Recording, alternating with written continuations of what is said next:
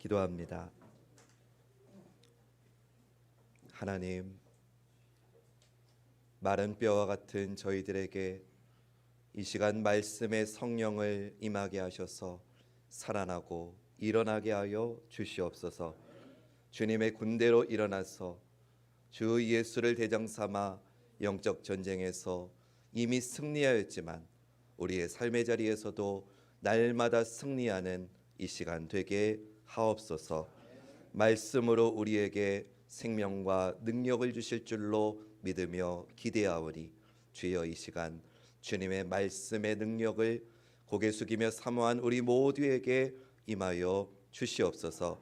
특별히 수술 후에 회복 중에 있는 고명희 권사님에게도, 또 넘어져서 지금 어지러움 중에 있는 우리 이영희 권사님에게도, 또 병원에서 외로운 마음이나 주님께 진실한 예배자로 예배하는 우리 홍사숙 권사님 위에게도 동일한 은혜로 임하여 주시옵소서. 예수님의 이름으로 기도합니다. 아멘. 할렐루야. 예배 자리에 오신 모든 성도님들 환영하고 축복합니다. 옆에 계신 분들하고 한번 이렇게 인사합시다. 감기 조심하세요.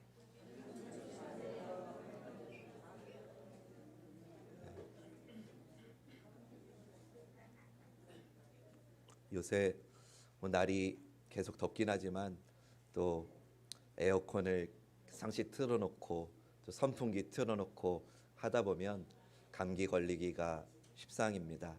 특별히 우리 어르신들 건강 각별히 주의하시기를 바라겠고요. 여러분들 삶에 늘 힘주시는 주님의 위로와 평강이 가득하시기를 간절히 소원합니다. 오늘은 광야의 은혜 세 번째 시간으로 순례자의 마음가짐이라고 하는 제목으로 말씀을 전하려고 합니다.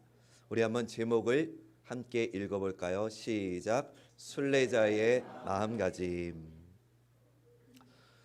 여러분, 우리가 하나님을 정말로 인격적으로 만나면, 그래서 구원의 감격이 내 마음 안에 넘치게 되면 그 사람은 반드시 내 삶을 주님을 위해서 드리고 싶다는 그런 마음의 소원이 생깁니다. 그래서 예전에 부흥회나 아니면 수련회 때 강사 목사님들이 이런 결단을 좀 많이 촉구하셨습니다. 이 시간 내 삶을 목회자로, 선교사로 주님께 드리기 원하시는 분들은 그 자리에서 일어나서 기도합시다. 그래서 정말로 자기 삶을 온전히 주님께 드린 귀한 분들도 계시고, 여기부터는 이제 웃으셔야 됩니다.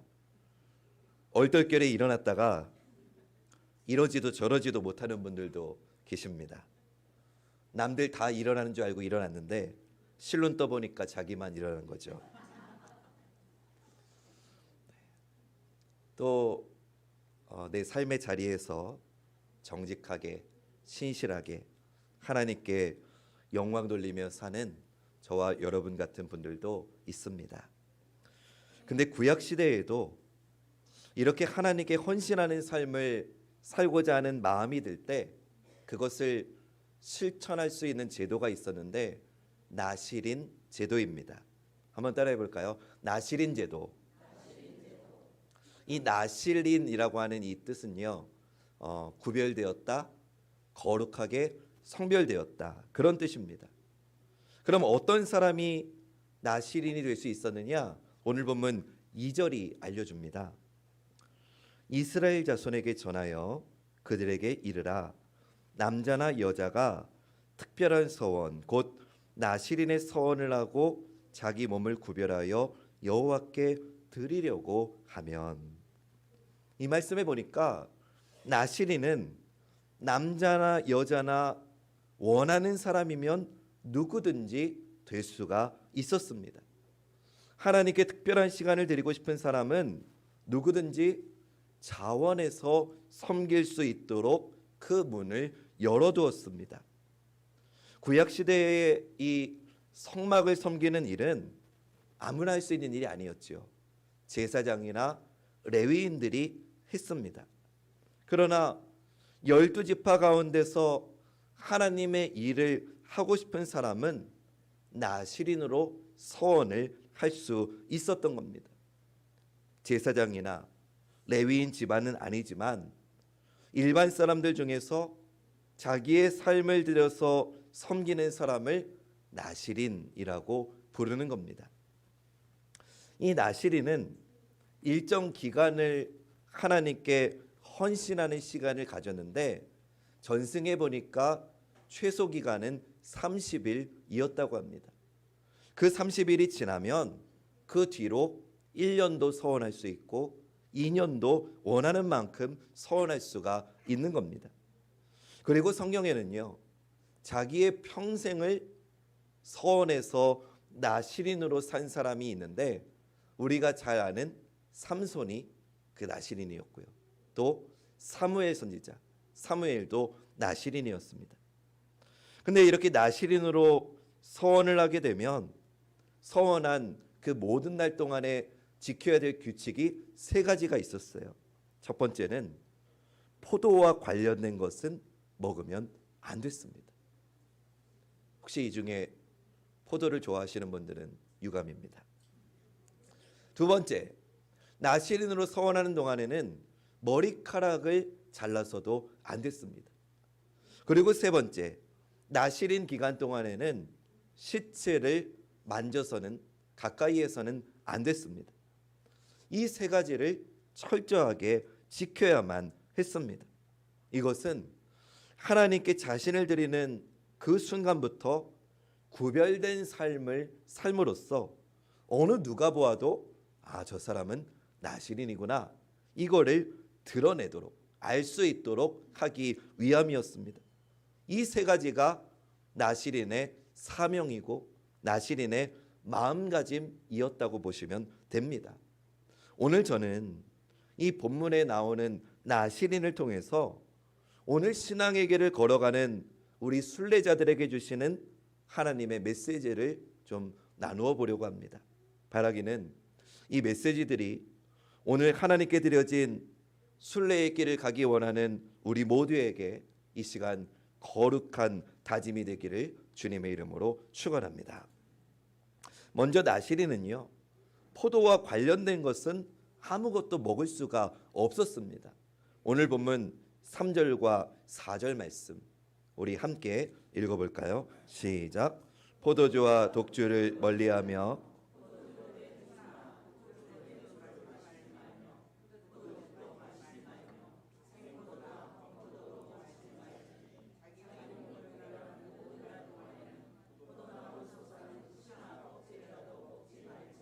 네, 이 말씀에 보니까 나실인은 포도주, 포도즙, 생포도, 건포도, 어쨌든 포도하고 관련된 그 어떤 것도 먹어서는 안 됐습니다.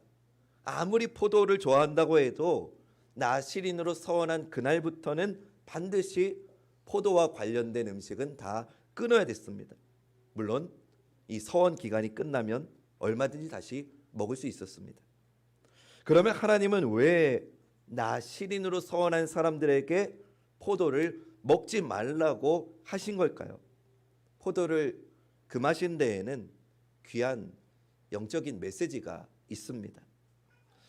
여러분, 포도는요, 나무를 심은 다음에 그 열매를 먹기까지 보통 3년이 걸린다고 합니다.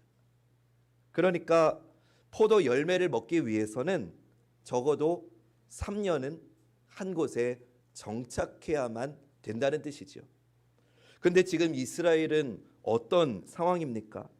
광야를 건너서 이제 약속의 땅을 향해 나아가고 있는 중인데 그 광야는요, 나무를 심고 정착해야 되는 곳이 아니라 그 광야는 하나님 명령에 순종해서 언제든지 머물다가 떠나야만 하는 곳이었기 때문입니다. 나실인에게 포도원이란 그 광야의 그 땅을 영원히 정착하는 그 땅이 된다는 의미인 거죠. 포도를 심는 순간 3년 동안은 머물러야만 하기 때문에요. 광야를 지나는 길에 혹시라도 하나님의 백성이 우리가 나아가야 될 그 방향을 망각한 채 이 땅이, 지금 이곳이 우리의 종착지라고 착각할까 봐 하나님은 나시린에게는 포도나무에서 나오는 모든 것을 금하게 하신 겁니다. 이것이 하나님이 가르쳐 주시는 순례자의 마음가짐이에요. 나시린이 포도와 관련된 것을 금하는 이유는 지금 이 땅이 아닌 더 나은 본향이 있다는 것을 확신하고 보여주기 위함입니다. 이 세상, 이 땅은 우리의 종착지가 아니라는 것을 보여주는 것입니다. 또 여러분, 한 곳에 정착해서 포도나무를 심고 집을 지으면은 어떤 일이 벌어지겠습니까? 우리 자녀들이, 그 다음 세대들이 자기들이 심지도 않은 것을 고스란히 물려받게 되겠죠. 정착하게 되고 안정된 삶을 누리게 되죠. 그게 왜 문제입니까? 이 정착하는 과정에서 의지하는 대상이 바뀔 수 있기 때문입니다. 광야에서는 하나님만 의지해 살았는데 정착하고 나니까 자원이 있어요. 물질이 있어요. 그런 자원과 물질이 주는 유익을 누리다가 보면 이 모든 것을 공급하신 분이 하나님이 아니라 하나님보다 물질적인 풍요를 더 의지하고 바라보게 된다는 거죠. 그러면 자기도 모르는 사이에 의지의 대상이 서서히 바뀌게 되는 겁니다. 이런 유혹과 신앙의 변질을 막기 위해서 하나님은 포도에서 나오는 모든 것을 먹지 말라고 하신 겁니다. 사랑하는 여러분, 포도와 관련된 것을 먹지 말라 하신 이 말씀이 오늘 저와 여러분 우리에게 주시는 메시지가 무엇이겠습니까? 그것은 어느 곳에 살든지 인생은 광야라는 사실을 잊지 말라는 것입니다. 우리 한번 따라해 봅시다. 인생은 광야입니다. 우리 그리스도인은 광야를 지나는 사람이에요. 광야를 지나는 우리 모든 그리스도인은 세상의 물질이 아니라 주님만을 의지해야 하는 것입니다. 히브리서 11장 13절 14절은 이것을 이렇게 말해요. 이 사람들은 다 믿음을 따라 죽었으며 약속을 받지 못하였으되 그것들을 멀리서 보고 환영하며 또 땅에서는 외국인과 나그네임을 증언하였으니 그들이 이같이 말하는 것은 자기들이 본향 찾는 자임을 나타내미라. 아멘. 믿음의 사람은요, 언제나 나그네 정신을 가지고 사는 사람이래요. 믿음의 사람은 늘 이 땅이 아닌 하늘의 본향을 사모하는 사람이래요. 우리의 인생이 광야라는 것을 알고 우리가 정착해야 될 곳은 이 땅이 아니라 영원한 하나님 나라임을 분명하게 아는 것이 믿음의 사람이래요. 나시린에게 포도나무에서 나는 것을 금하신 이 일을 통해서 오늘 우리가 가져야 될 순례자의 마음가짐 첫 번째는 오직 주님만 바라보며 본향을 가겠다는 마음입니다. 우리 한번 고백해 봅시다. 오직 주님만 바라보며 본향을 향해 나아가겠다. 이게 순례자의 첫 번째 마음가짐인 거예요. 나시린이 포도에서 나오는 모든 것을 거절할 때 그 의미는 이 땅은 결코 영원한 종착지가 아니라 내가 믿음의 순례자로서 나아가야 될 방향은 영원한 더 나은 본향이 있다는 것을 분명하게 드러내는 것이었다는 거죠. 사랑하는 여러분, 마찬가지로 우리는 인생이라고 하는 광야를 걸어가고 있어요. 그곳에서 우리가 평생 의지해야 될 것은 이 땅의 포도나무가 아니라 오직 하나님 한 분뿐인 줄로 믿습니다. 이것이 순례자의 마음가짐이라는 거예요. 바라기는 영원한 본향에 이를 때까지 주님만 바라보며 나아가는 우리 사랑하는 모든 믿음의 순례자들 되시기를 주님의 이름으로 축원합니다. 나시린으로 사는 동안 금해야 되는 두 번째는요, 나시린 기간에는 머리를 자를 수 없다는 거였어요. 오늘 보면 5절 말씀 함께 읽어봅시다. 시작. 그 서원을 하고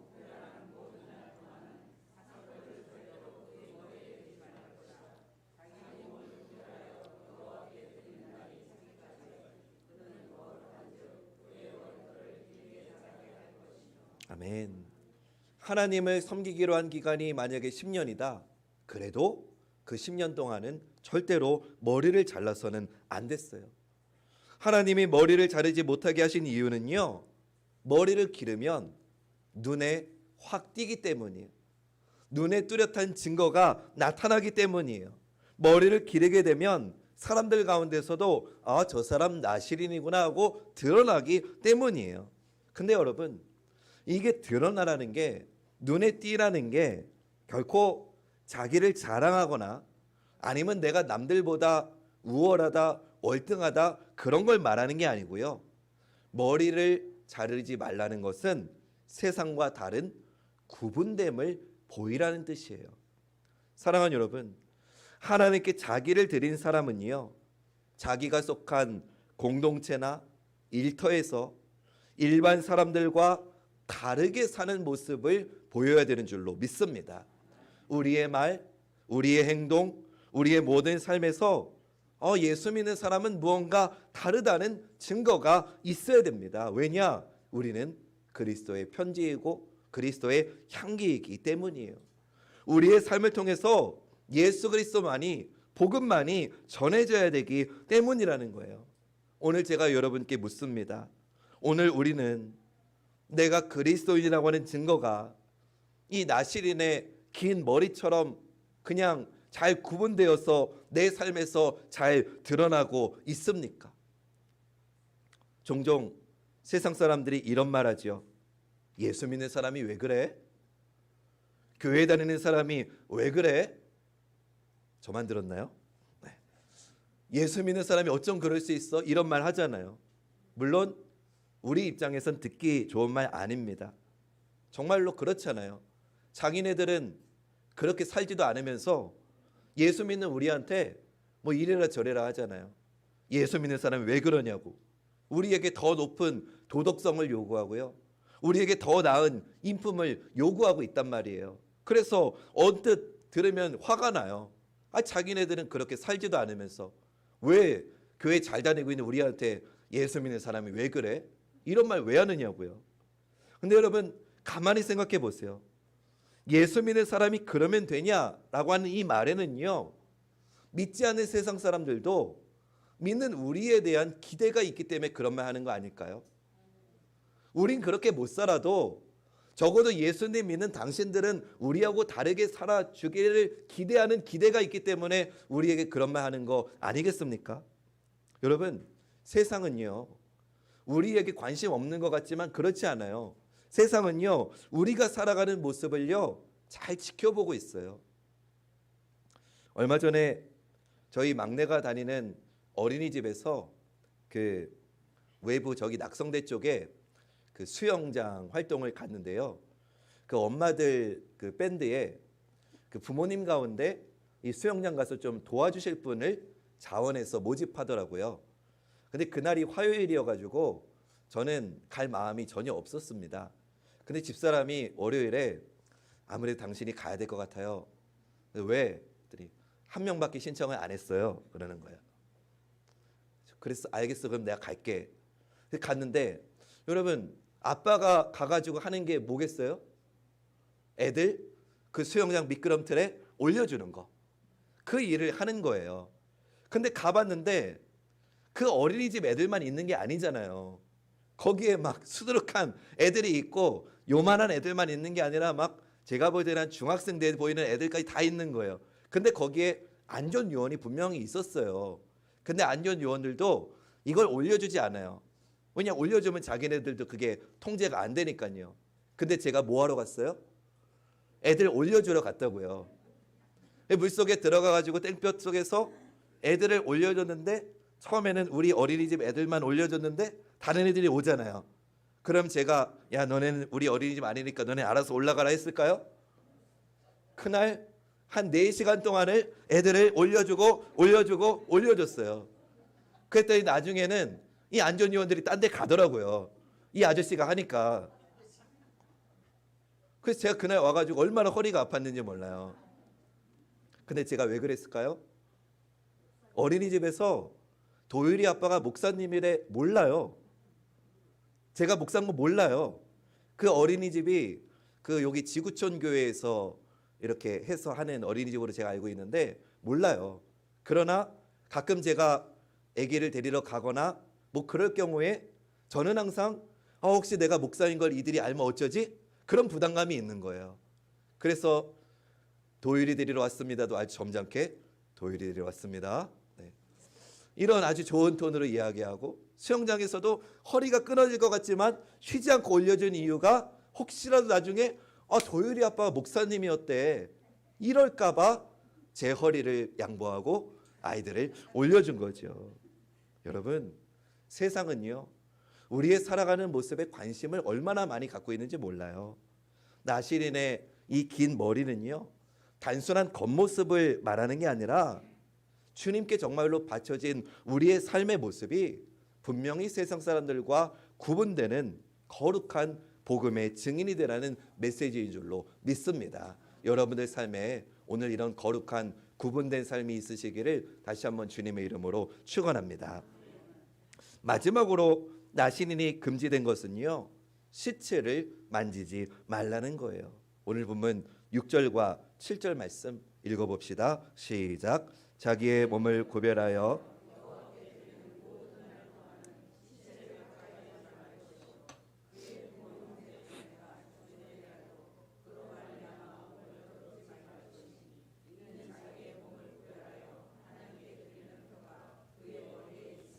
아멘. 나시린은요 절대로 시체를 만져서는 안 됐어요.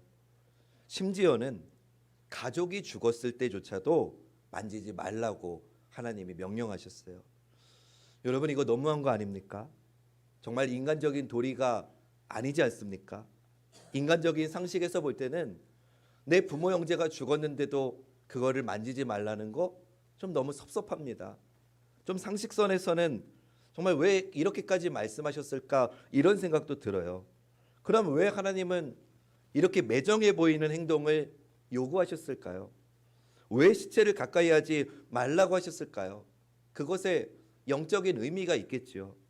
그 이유는요 우리 하나님은 살아계신 분이기 때문입니다. 우리 하나님은 생명을 창조하시고 우리의 모든 생명을 주관하시고 통치하시는 분이시기 때문입니다. 그렇기에 나시린은요 시체가 뭐예요? 생명이 없는 거예요. 살아있다가도 내 생명이 떠나가면 하나님이 내 생명을 걷어가시면 그때는 생명이 없게 되는 거예요. 그러면 그 생명 없는 것을 만지지 않게 함으로써 그 나시린 안에 하나님의 생명이 늘 떠나지 않도록 하게 하는 행동이 바로 이 행동이었다고요. 언제 어디서든 무슨 일을 만나더라도 내 안에 살아계신 하나님이 있다는 것을 이 행위를 통해서 세상에 알리기를 원하셨다는 거죠. 그래서 시체를 만지지 말라고 하신 거예요. 만약에 시체를 실수로 만지면 어떻게 되느냐? 지금까지 살아왔던 거 다 무효가 되고 머리 깎고 다시 처음부터 서원의 삶을 시작할 정도로 이렇게 엄격하고 중요하게 다뤄졌습니다. 이 행위에 담긴 뜻이 무엇일까요? 우리의 믿음이 죽지 않도록 경계하라는 거예요. 다시 말하면 살아계신 하나님과의 관계가 끊어지지 않도록 날마다 깨어 있으라는 말이죠. 오늘 우리 할렐루야 찬양대가 일어나라, 주의 말씀으로 일어나라, 주의 군대여 일어나라라고 하는 찬양을 해주셨는데 이게 그런 뜻인 거예요. 우리가 영적으로 깨어 있어서 하나님과의 관계 속에서 내 믿음이 죽지 않도록 시체를 만지지 말라는 것은 늘 주님과의 긴밀한 관계 속에서 인격적인 관계 속에서 잠자든 나여 일어나라라고 말씀하시는 거예요. 너희 안에 믿음이 살아있다는 걸 너희의 삶으로 선포하라는 거예요. 우리 한번 따라해 봅시다. 내 안에 믿음이 살아있음을 선포하며 삽시다. 아멘. 여러분 이 모든 것을 종합해 보면 나시린을 통해서 오늘 우리에게 가르쳐 주시는 순례자의 두 번째 마음가짐은요 다르게 살겠다는 거예요. 누구하고 다르게 사느냐? 믿지 않는 세상 사람과 다르게 살겠다는 정신인 거죠. 우리 한번 따라해 봅시다. 다르게 살겠다. 순례자는 믿음이 정말 죽을 것 같은 상황에서도 살아계신 하나님을 바라보며 걸어가는 자예요. 언제나 살아계신 하나님의 임재를 느끼며 정말 살아가는 그 믿음의 순례자를 되시기를 다시 한번 주님의 이름으로 간절히 축원합니다. 이렇게 나시린의 세 가지 금지 사항을 말씀하신 후에 하나님께서 끝으로 제사장들에게 이 광야길을 걷고 있는 이스라엘 백성들을 어떻게 그들을 위해서 기도해 줘야 되는지를 알려주는 본문이 오늘 두 번째 본문인데요. 그 중에서 우리 6장 24절부터 26절 말씀, 우리가 너무나 잘 알고 사랑하는 말씀이죠. 우리 이 말씀 함께 읽어보겠습니다. 시작. 여호와는 내게 복을 주시고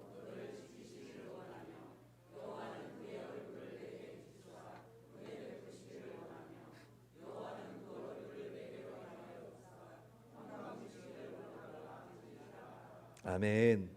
광야길을 걷는 하나님의 백성들에게 하나님은 제사장들을 통해서 이 복을 베풀어 주셨어요. 이 말씀은요, 사실 그 어떤 부연 설명이 필요하지 않아요.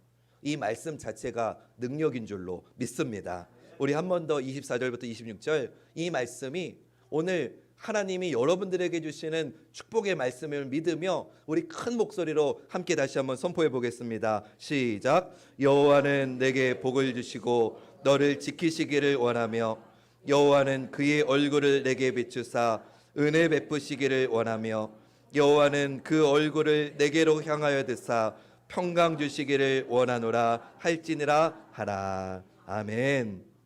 오늘 이 시간 혹시 여러분들 가운데 지금 인생에 비바람이 불고 캄캄한 어둠의 광야를 걷고 계시는 분이 계시다면 이 하나님의 축복의 말씀이 그런 여러분을 위한 하나님 아버지의 마음이 될 줄로 믿습니다. 하나님의 마음이 이 속에 고스란히 담겨 있는 거예요. 그 마음이 뭡니까? 우리를 생각하고 우리를 돌보신다는 거예요. 우리를 지켜주시기 원하신다는 거예요. 우리에게 은혜 베푸시기를 원하신다는 거예요. 우리의 가정마다 평강 주시기를 원하신다는 거예요. 사랑하는 여러분, 우리가 살면서 이토록 뜨거운 하나님의 이 마음을 우리가 얼마나 외면하고 모른 채 살아온 시간이 많습니까? 나시린이 자기의 삶을 하나님께 드렸던 사랑이었다면 이 축복의 기도는 하나님이 오늘 우리에게 주시는 하나님의 사랑의 표현인 거예요. 우리는 주님이 왜 우리에게 무엇을 먹을까, 무엇을 입을까 염려하지 말라고 하셨는지 이 말씀을 정말 우리가 마음으로 받아들이면 그때 이해가 되는 거예요. 왜냐? 하나님이 이토록 우리를 생각하시기 때문이죠. 사랑하는 여러분, 지금 우리는 누구를 바라보며 살고 있습니까? 지금 우리는 무엇을 기다리며 살고 있습니까? 우리 하나님은 40년 광야 기간 동안에 이스라엘 백성들에게 날마다 만나와 메추라기를 내려주신 분인데 그 하나님은 오늘 우리의 인생 가운데도 날마다 만나와 메추라기를 주시는 줄로 믿습니다. 그 하나님이 주시는 만나와 메추라기가 뭔지 아세요? 밤이 지나고 아침이 왔을 때 내가 내 눈을 뜰 수 있다는 거, 새날을 나에게 허락해 주셨다는 거, 이렇게 계절이 바뀌고 날씨가 변해도 하나님의 섭리에 따라서 나에게 일용할 양식을 주신다는 거, 그게 하나님이 내 삶에 주시는 만나와 메추라기인 줄로 믿습니다. 여러분, 순례자는요, 어느 날 단숨에 어떤 대박을 꿈꾸면서 로또 하는 거, 그 순례자 아니에요. 그렇다고 제가 로또 하지 말라는 얘기는 아니에요. 근데 로또가 왜 나쁘냐? 로또에 당첨되면은요 행복할 것 같죠? 내 삶이 나아질 것 같죠? 근데 통계가 나왔어요. 로또에 당첨된 사람 중에 멀쩡하게 행복하게 살아가는 사람이 거의 없더라는 거예요. 그게 왜 그런 거예요? 이게 있으면 내 인생이 행복할 줄 알았는데 우리 인생은 그런 것들로 행복하지 않다는 거예요. 왜냐? 이 땅은 우리의 종착지가 아니기 때문이죠. 광야는요, 우리가 걸어가는 광야는요 기다리는 곳이에요. 우리 한번 따라해 볼까요? 광야는 기다리는 곳입니다. 뭘 기다리느냐? 하나님의 은혜를 기다리는 거예요. 내 삶에 부어주시는 하나님의 축복과 하나님의 평강을 기다리는 거예요. 광야는 물론 풀 한 포기도 자라기 어려운 곳이지만 우리는 그걸 믿잖아요. 하나님은 그 광야에 길을 내시는 분이라는 걸요. 우리는 그 하나님이 그 사막에 강을 내시는 분이라는 걸 믿잖아요. 할렐루야. 그렇기 때문에 마지막으로 우리가 오늘 말씀을 통해 배울 수 있는 순례자의 마음가짐은, 순례자는요, 주님이 주시는 것을 기다리는 자라는 거예요. 우리 한번 따라해 봅시다. 순례자는 주님이 주시는 것을 기다리는 자다. 사랑하는 여러분, 오늘도 우리는 순례의 길을 걸어가고 있습니다. 이 길을 걷다 보면 때로는 세상의 것들이 더 크고 더 좋아 보일 때가 분명히 있어요. 그러나 사랑하는 여러분, 우리 인생은요, 광야라는 것을 꼭 기억하시기 바랍니다. 우리에게는 이 땅이 아닌 더 나은 하늘의 본향이 있다는 걸 꼭 기억하시기 바랍니다. 그래서 오늘 말씀을 통해 주시는 세 가지 순례자의 마음가짐, 첫 번째, 끝까지 주님만 붙들고 걸어가겠습니다. 두 번째, 세상과 다르게 살겠습니다. 세 번째, 주님이 주시는 걸 기다리며 살겠습니다라고 하는 이 거룩한 순례자의 마음가짐으로 오늘도 승리의 길 걸어가시는 저와 여러분 되시기를 주님의 이름으로 간절히 축원합니다.